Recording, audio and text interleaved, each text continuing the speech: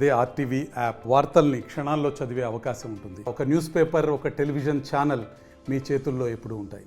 గడిచిన ప్రభుత్వంలో నీటిపారుదల ప్రాజెక్టులన్నీ కూడా అటకెక్కించేసి ఆల్మోస్ట్ చంద్రబాబు నాయుడు గారు దీన్ని దాదాపు 90% మేర 95% మేర పూర్తి చేయించినారు. మిగిలిన 5% మేర కూడా ఈ ప్రభుత్వం చోద్యం చూస్తూ ఊరుకుంది. జగన్మోహన్ రెడ్డి గారి ప్రభుత్వం ఈ రోజున ప్రభుత్వం మారింది. మా వంతు బాధ్యతగా ఈ నియోజకవర్గంలో రైతాంగం ఇబ్బంది పడకూడదనే ఆలోచనతోనే ఏదైతే పెండింగ్ పనులు ఉన్నాయో ఆ పెండింగ్ పనులను పూర్తి చేయాలనే ఆలోచనతోనే కాలువ గట్ల ఎంబడితో నడుస్తూ పోవడం జరుగుతూ ఉంది.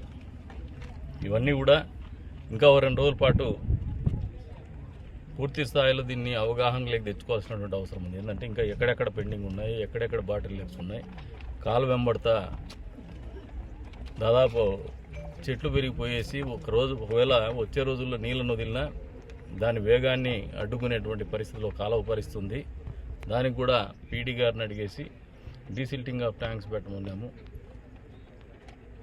ఎంఎన్ఆర్ఈజీఎస్లో పెట్టేసి దాన్ని క్లియర్ చేయమని చెప్పేసి కూడా అడుగుతాము. అంతే స్థాయిలో కొన్ని చోట్ల అక్కడ కూడా పెండింగ్ ఉన్నాయి వర్క్స్, చిన్న స్లాబ్ వేయడం ఇటువంటివన్నీ. కాంట్రాక్టర్ని వాళ్ళందరినీ సమన్వయపరిచి పూర్తి స్థాయిలో దీన్ని యాక్టివేట్ చేసుకొని ప్రభుత్వం దగ్గర దృష్టి కూడా తీసుకుని ఏదైనా నిధులు చిన్న ఉన్నా కూడా దాన్ని కూడా వాళ్ళకి బిల్స్ ఏదైనా కొన్ని ఒక 5 కోట్లు 6 కోట్లు చిన్న బిల్స్ పెండింగ్ ఉన్నాయి. ఒక ప్యాకేజ్ చూస్తున్నాం, ఇంకా 14th ప్యాకేజ్.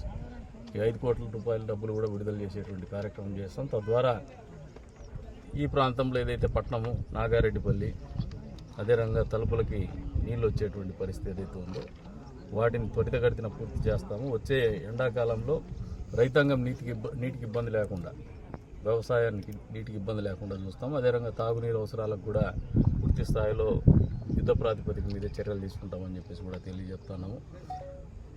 ప్రభుత్వం కానీ, ప్రభుత్వ అధినేతకు కానీ ప్రజల పట్ల, ఈ రాష్ట్రం పట్ల, వాళ్ళ జీవితాల పట్ల, ఈ రాష్ట్రంలో ఉన్నటువంటి వివిధ వర్గాల పట్ల వాళ్ళ జీవితంలో మార్పు తీసుకురావాలా, మంచి మార్పు తీసుకురావాలనే ఆలోచన లేకపోతే, చిత్తశుద్ధి లేకపోతే ఏ రకంగా రాష్ట్రము అధోగతి పాలవుతుందో ఈ చిన్న సమస్యలే ఒక ఉదాహరణ అని చెప్పేసి జగన్మోహన్ రెడ్డి గారి ప్రభుత్వం పనితీరుకు నిదర్శనంగానే కనపడుతుందని చెప్పేసి కూడా తెలియజెప్తున్నాం. మారింది ప్రజల కూడా ఆలోచనతోనే, విచక్షణతోనే, ఒక మార్పును కోరుకుంటూనే ఈ రాక్షస ప్రభుత్వాన్ని తుదమిట్టిస్తూ ఒక మంచి ప్రభుత్వం కావాలా, ప్రజారంజక పరిపాలన ఇచ్చేటువంటి ప్రభుత్వం కావాలా, అభివృద్ధి కాముకుడైనటువంటి చంద్రబాబు నాయుడు గారు ముఖ్యమంత్రి కావాలనే ఆలోచనతోనే మ్యాండేట్ ఇచ్చినారు. ఈ రోజున చంద్రబాబు నాయుడు గారు ఈ రాష్ట్రంలో అభివృద్ధిని అన్ని రకాలుగా ముందుకు తీసుకుపోయేటువంటి కార్యక్రమం తీసుకుపోతారు. మా వంతుగా ఆయన అడుగుజాడల్లోనే మేము కూడా పోతాం. మా నియోజకవర్గాన్ని కూడా అంతే స్థాయిలో అన్ని రకాలుగా అభివృద్ధి పనులను నిలుపుతామని చెప్పేసి కూడా తెలియజేస్తాం.